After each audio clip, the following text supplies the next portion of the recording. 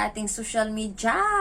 At sino nga ba ito? At ngayon ito ay ipapaalam ko sa inyo. Siya ay isang Bisaya na taga Visayas. Ayan. So, proud mga Bisaya dahil pag mga Bisaya, mga matatalino, di ba? Mga magagaling sa pagkanta. Yan ang mga Bisaya. Proud. Grabe.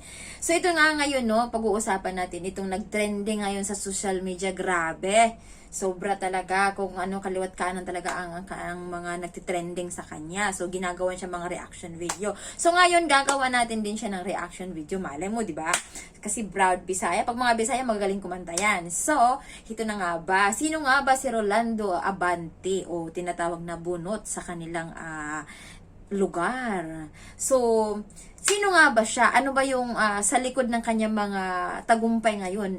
Sino ba siya before? So, alamin po natin yan. Dito lang sa channel ko. Ayan. Sa mga hindi pa nakasubscribe, please subscribe my YouTube channel at click mo na rin ang notification bell para updated ka sa aking mga video na gagawin dito. So, this is it.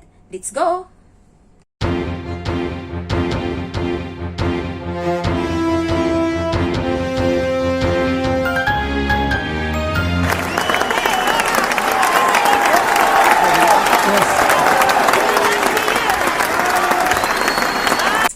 So, ayan nga po, no, napanood natin yung napaka-incredible at napaka-amazing at napakagaling talaga na performance ni Rolando Abante, no? So, kaya nagkakaroon ng trending ang kanyang performance dahil sa galing ng kanyang husay at galing niya sa pagkanta on stage. So, grabe, nagkaroon ng audience impact yung kanta talaga niya at saka nagkaroon ng standing ovation from the audience at saka nakaka-amaze talaga, grabe, pati mga judges napapawaw, grabe. So please subscribe my YouTube channel para update kayo sa aking mga reaction moves. Ayan, so that is it. Thank you so much for watching.